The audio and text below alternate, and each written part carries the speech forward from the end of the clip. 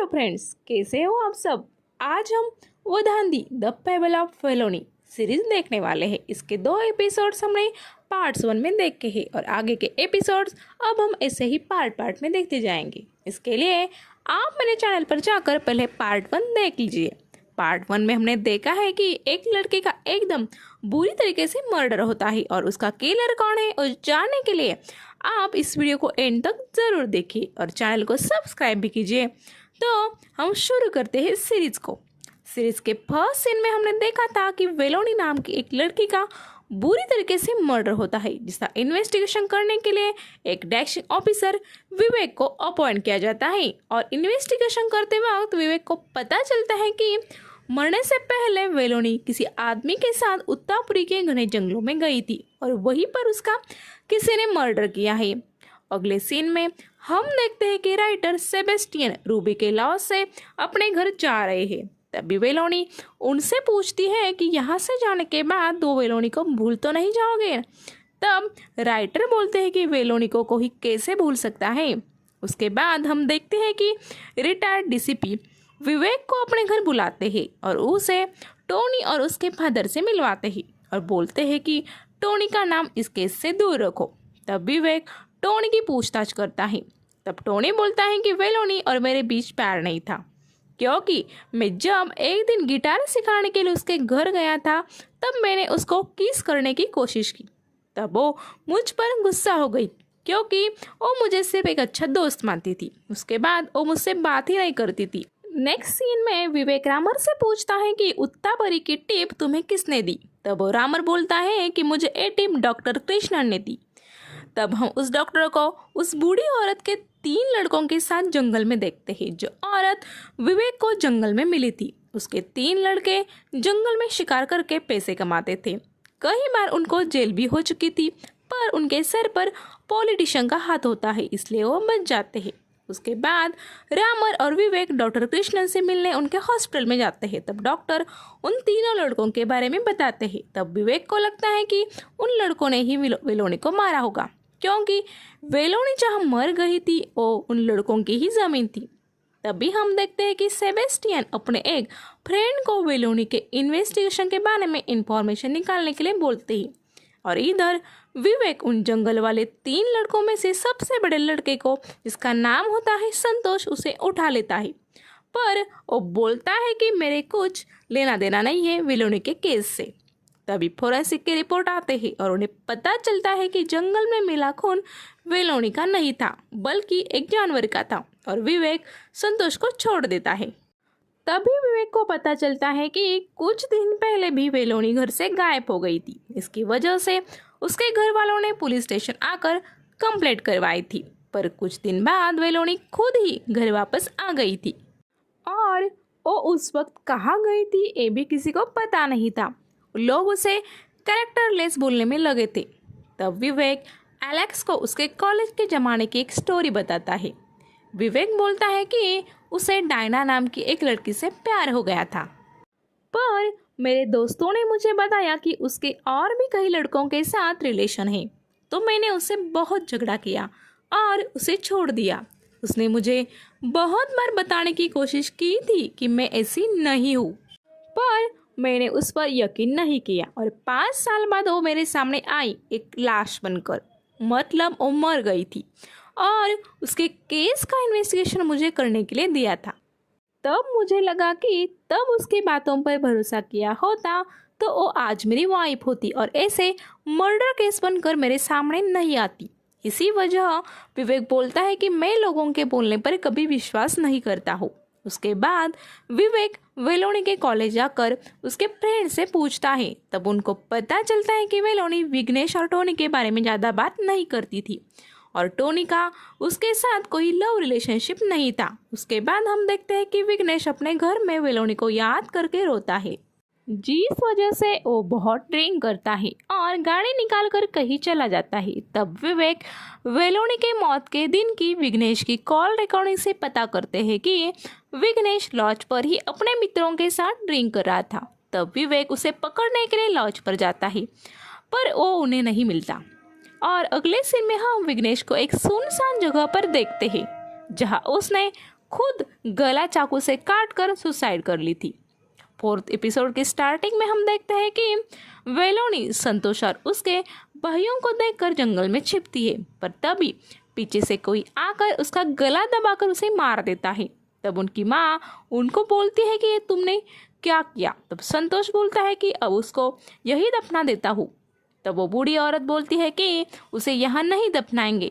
तब हम अगले सीन में देखते हैं कि पुलिस विघ्नेश को दोषी मानकर वेलोनी की केस को क्लोज करते हैं और रिपोर्ट में लिखते हैं कि वेलोनी सबसे प्यार से बात करती थी, इसलिए उसके कई लोगों के साथ अफेयर थे और इसी का विघ्नेश को गुस्सा आया और उसने वेलोनी का खून किया और उसी का गिल्ट उसके मन में था, इसलिए उसने खुद को भी मार दिया।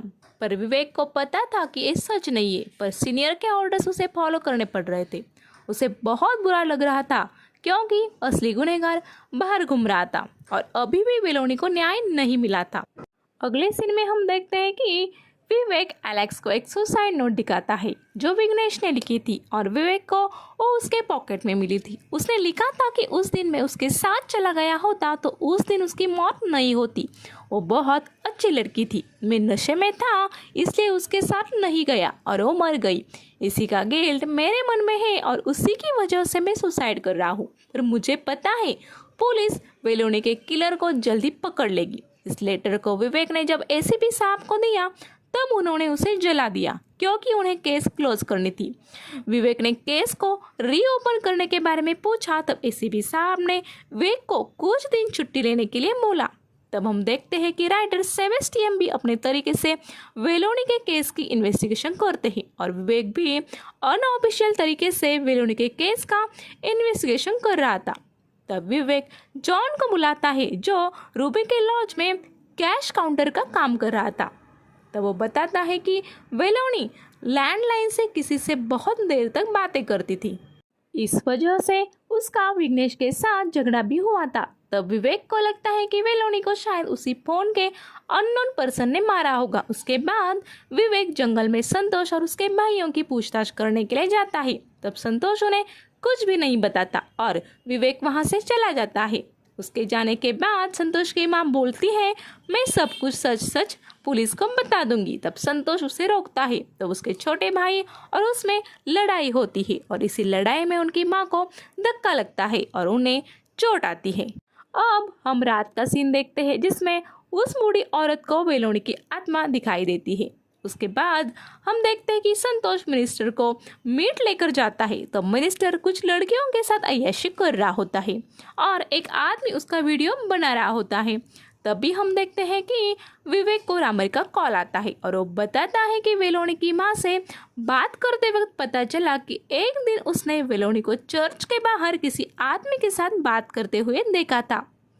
ये जानने के लिए विवेक दूसरे दिन रूबी के घर जाता है। तब रूबी अपनी बेटी को न्याय देने के लिए बताते हैं कि हम जब चर्च में प्रे कर रहे थे तब वक्त से पहले ही वेलोनी बाहर आकर किसी आदमी से बात कर रही थी, पर जब मैंने इसके बारे में उससे पूछा तो बोली मैं किसी से बात नहीं कर रही थी और वो घर आकर अपने आंटी के घर जाने की बात कर रही थी। रूबी पहले तो इसके लिए तैयार नहीं होती है, पर वेलोनी बहुत ज़्यादा जिद करती है तो रूबी मान जाती है और विघ्नेश को उसे छोड़ने के लिए बोलती है। तब वेलोनी विघ्नेश को बोलती है कि मुझे शाम को पिक करने आ जाओ, अभी मैं जाती हूँ।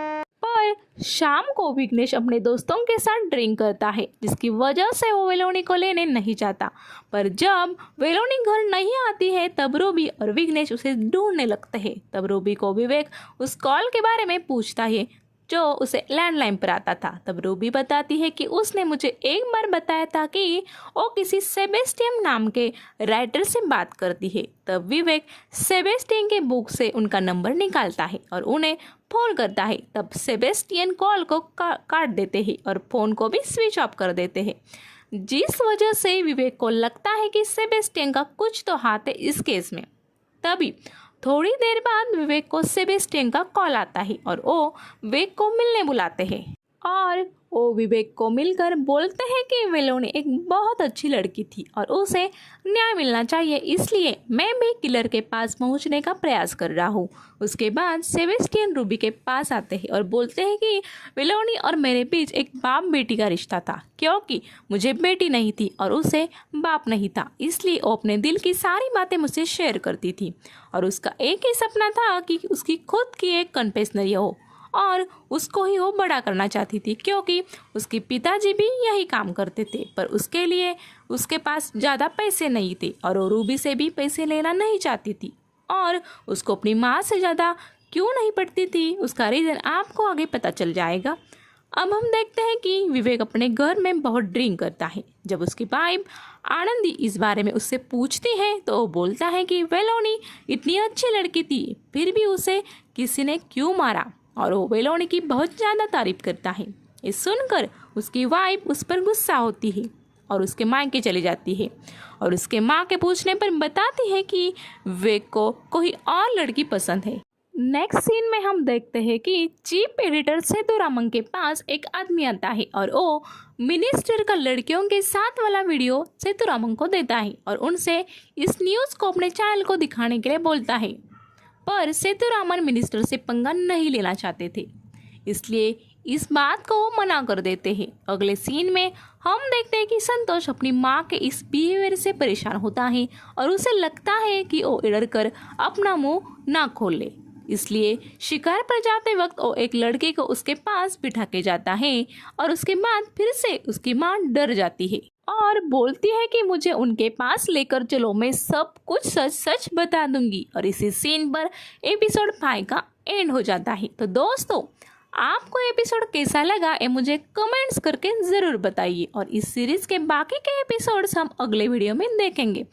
तब तक के लिए आप सब खुश रहिए, हंसते रहिए। इसी दुआ के साथ मैं आपसे लेती हूँ विदा।